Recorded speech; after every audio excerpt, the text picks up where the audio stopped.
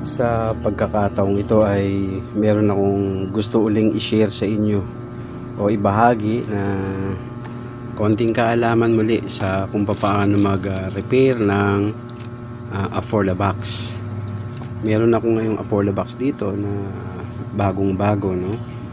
Actually less than 1 month pa lang to nang mabili ng aking anak, pero nagkaroon na agad ng problema. Ito ang ipapakita ko sa inyo kung paano natin i-repair itong Affordabox. So kita nyo, bagong bago pa, no? Nakakahumpe. Okay, kompleto pa yan. Ito yung unit niyan. So, yan. See? So, ang katunayan, talagang bago yan. Ito pa nga, naka-plastic pa. Nakadikit pa yung plastic niya at ito yung selyo. Di pa tampered. So ito yung bubuksan ko ngayon para maipakita ko sa inyo kung paano chine-check to at ano yung remedy, immediate remedy na para magamit itong Affordabox just in case na nagkaroon ng ganitong problema, no? No power, no display. So merong remedy dyan na pwedeng gawin para sa mga gumagamit nito, no? Na hindi nila alam siyempre kung paano i-repair to, pero may remedyo. Yun yung ipapakita ko ngayon sa inyo. Okay.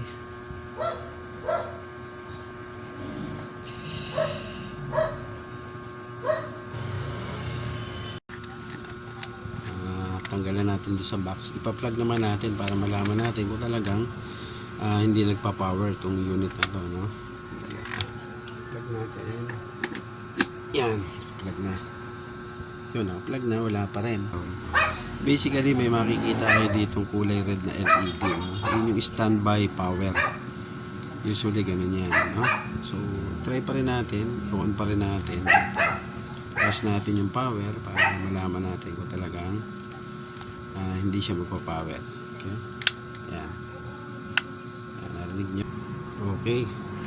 Ayan, buksan na natin yung unit, no?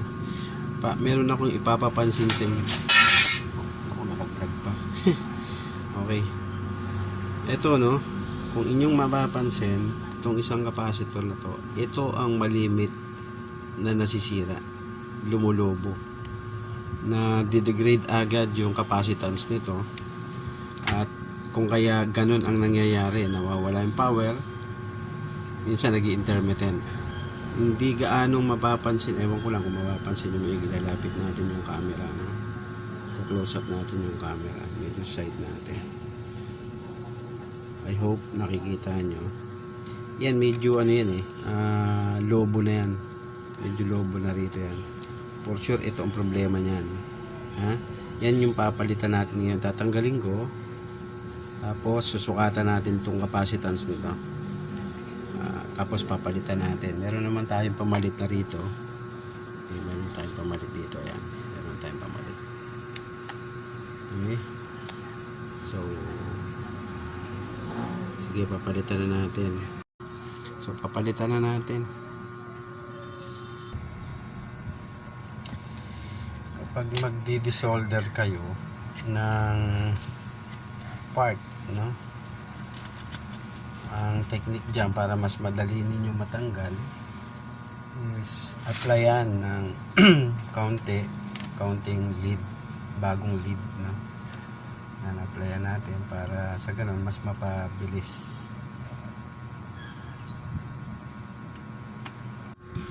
Yan, natanggal ko na, no?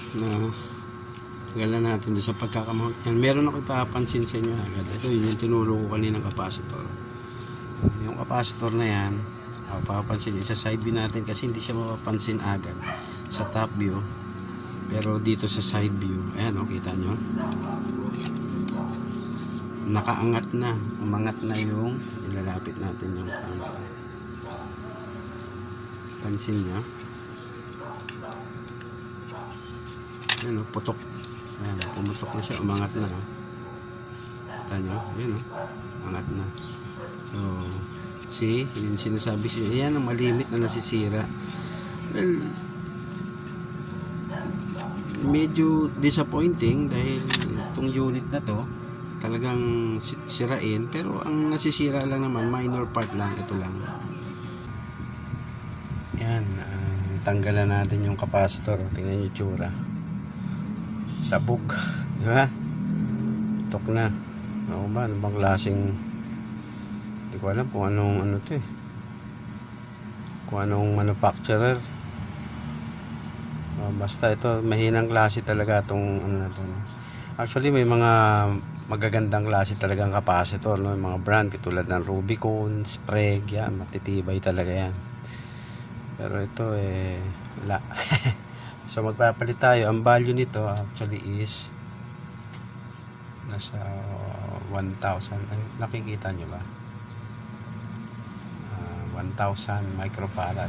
Yan. Papalitan din natin ng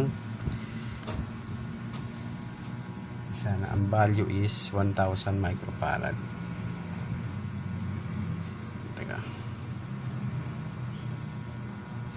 Yan, 1,000 microfarad din. Ang working voltage niya is 10 volt. 16 yung original, 10 volts pwede na rin kasi 5 volts lang naman tong ano na to, supply. Okay? So, bago natin bago natin ikabit, siguruhin muna natin kung tama ba yung value, no? Ang nakasulat 1,000.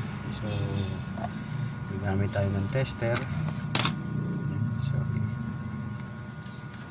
Ayan, papakita ako sa inyo paano mini-measure. By the way, doon sa mga baguhan talaga, ito hindi naman kailangan to sa mga, para sa mga sa mga marurunong na talaga, ignore nyo na lang tong video na to. Hindi ito para sa inyo, para to sa mga baguhan, sa mga DIYers or sa mga hobbyist. Okay, may polarity, no? Ang capacitor nito is may negative, yan nakikita nyo puti na yan. Ibig sabihin yan, in-indicate yan, itong paa na to ay negative at ito naman yung kabila ay positive. So huwag nyong ipagkakamali na maikabit to ng baligtad, dahil pag yan, lolobo yan. Minsan nga pumuputok pa, no? Lolobo yan, uusok pagka reverse yung polarity kasi polarized sa capacitor to, no? So yun, measurein muna natin, set natin sa capacitance yan. So since 1,000 to, what we are expecting is may mabasa tayong 1,000. Pag digital ang gamit niyo, wala namang problema yun. Kahit magkabaligtad yan paglagay ninyo ng probe. Yan lang. So yun, ang na-measure natin is 1,300 microfarad. Good na good itong ano na to, itong capacitor na to. Ito yung pampapalit natin ngayon. Yan, since napalitan na natin yung capacitor, for testing naman tayo ngayon. Pag na natin, yan lang muna natin ng sapin, no? Para matesting muna natin.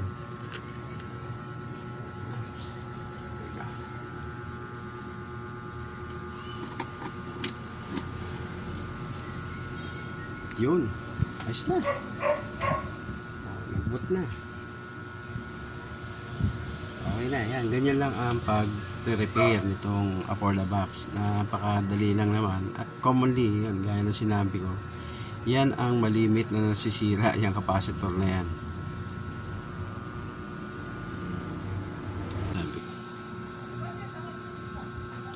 Ang kailang power. So papakita ko na sa inyo ngayon kung ano yung remedy na pwede ninyong gawin. B-cable na yon end to end, ito ganito yon. Yan. Yung dalawang dulo parehas na USB. May nabibili naman ito online kung wala kayo.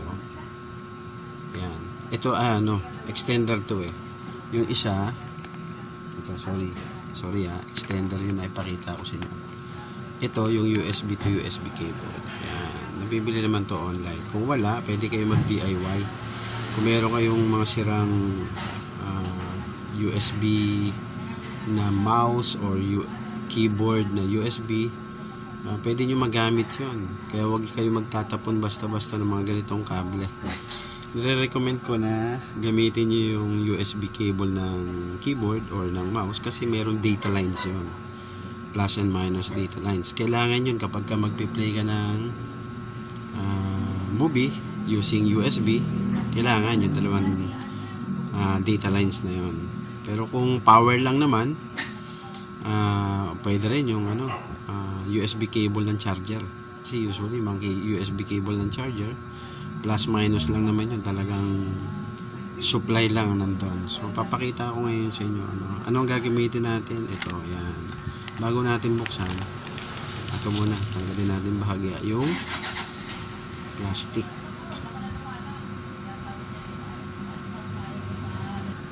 So ang gagawin natin, pa-plug lang natin tong isang end ng USB. Mahirap, kailangan ka, excuse me, sandali. Okay, yan, na-plug na natin. At tapos itong isang ito, i-connect naman natin to sa charger. Okay, para malaman natin kung magbo-boot.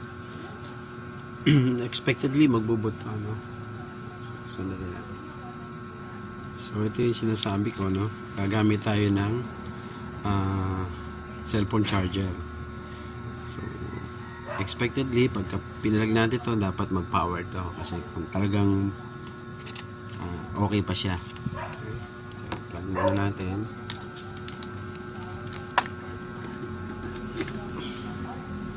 Ayun, see, yan yung sinasabi kong remedy na pwede na, immediate remedy na magagawa ninyo para still magamit pa rin yung unit without repairing yung power supply ng AportaBox. Gumamit tayo ng external, so okay na siya. Okay, pero ito ay remedyo lang kasi syempre paano magagamit tong USB port kung may naka-plug ka na power, unless gumamit ka ng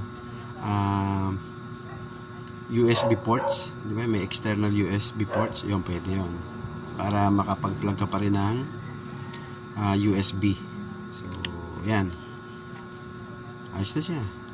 Okay, yan, ito yung plug. Ito na yan, ang gamit natin itong external charger. Patayin natin. Okay, ayan, on natin ulit. Okay. Uy, sorry. Yan, okay na, repair na yung ating AportaBox. Ganyan lang naman kadali ang pag-repair nitong AportaBox. Kaya doon sa mga merong ganitong unit, okay, mawala ng pag-asa. Nare-repair naman to. At yung pinakita kong remedy, yun nga, maglalagay kayo ng external supply dito sa USB. Pwede na yan, mapapagana na ulit.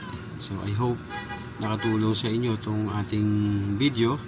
At kung sa tingin ninyo ay nakatulong nga sa inyo at nagustuhan nyo, please like and share at subscribe na rin po kung kayo ay bago lang sa aking YouTube channel. Salamat!